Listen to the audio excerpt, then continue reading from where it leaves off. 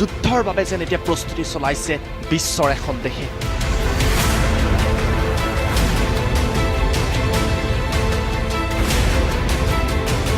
দেশখনৰ প্ৰস্তুতি দেখিলে এনেকুৱা লাগিব বিশ্ব যুদ্ধৰ বাবে যেন প্ৰস্তুতিহে চলিছে কেতিয়াবা বৃহৎ বৃহৎ মাৰণাস্ত্ৰ কেতিয়াবা মিছাইল আৰু এয়া তৃতীয় বিশ্বযুদ্ধৰ আগজাননী নেকি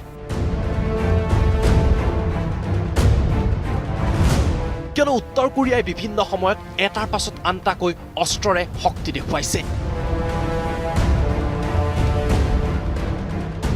মাত্ৰ কেইটামান দিন পূৰ্বে উত্তৰ কোৰিয়াই ইণ্টাৰকণ্টিনেণ্টেল বেলিষ্টিক মিছাইল উৎক্ষেপণ কৰিছিল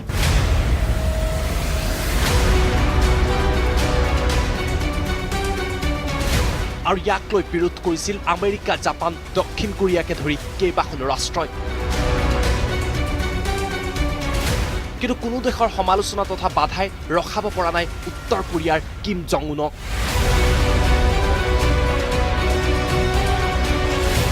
আৰু এইবাৰ উত্তৰ কোৰিয়াই সফলতাৰে পৰীক্ষণ কৰিলে হাইড্ৰজেন বোমাৰ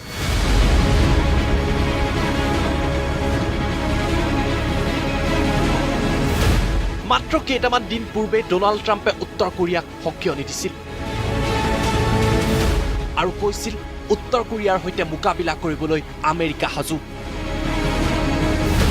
হয়তো উত্তৰ কোৰিয়াই আমেৰিকাক ভয় খাইছে Kim Jong-un, I respect the fact that I believe he is starting to respect us.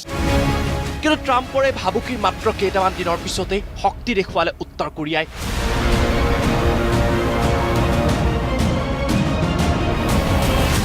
আৰু কিম জঙে পুনৰ ভাবুকি দিলে আমেৰিকা আৰু ডোনাল্ড ট্ৰাম্পক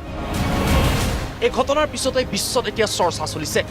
বিশ্বৰ আটাইতকৈ শক্তিশালী দেশৰ ৰাষ্ট্ৰপতি ডোনাল্ড ট্ৰাম্পৰ কথাৰ মূল্য নাই নেকি কিয়নো মন্তব্য কৰি এতিয়া মুখ থেকেচা খাইছে ডোনাল্ড ট্ৰাম্পে এই হাইড্ৰজেন বোমাৰ জৰিয়তে উত্তৰ কোৰিয়াই অতি অনায়াসে এতিয়া আক্ৰমণ কৰিব পাৰিব জাপান দক্ষিণ কোৰিয়া নাইবা আমেৰিকা যুক্তৰাষ্ট্ৰক পাৰমাণৱিক বোমাৰে আক্ৰমণ কৰিবলৈ শক্তিশালী হৈ উঠিছে উত্তৰ কোৰিয়াৰ শাসক কিম জং আৰু কিম জঙৰ পক্ষত এতিয়া থিয় দিছে চীন আৰু ৰাছিয়াই ইতিমধ্যে উত্তৰ কোৰিয়াৰ বিপৰীতে অৱস্থান কৰিছে জাপান আমেৰিকা আৰু দক্ষিণ কোৰিয়াকে ধৰি কেইবাখনো ৰাষ্ট্ৰ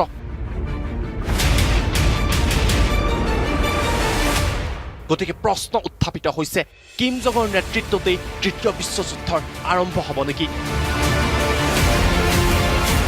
পাৰমাণৱিক যুদ্ধৰ আৰম্ভ হ'ব নেকি আৰু ইয়াৰ পিছত আমেৰিকাৰ প্ৰতিক্ৰিয়া কেনেকুৱা হ'ব তাক লৈ বিশ্ববাসীৰ দৃষ্টি নিবদ্ধ হৈ আছে ইণ্টাৰনেশ্যনেল ডেস্ক আছাম টক্স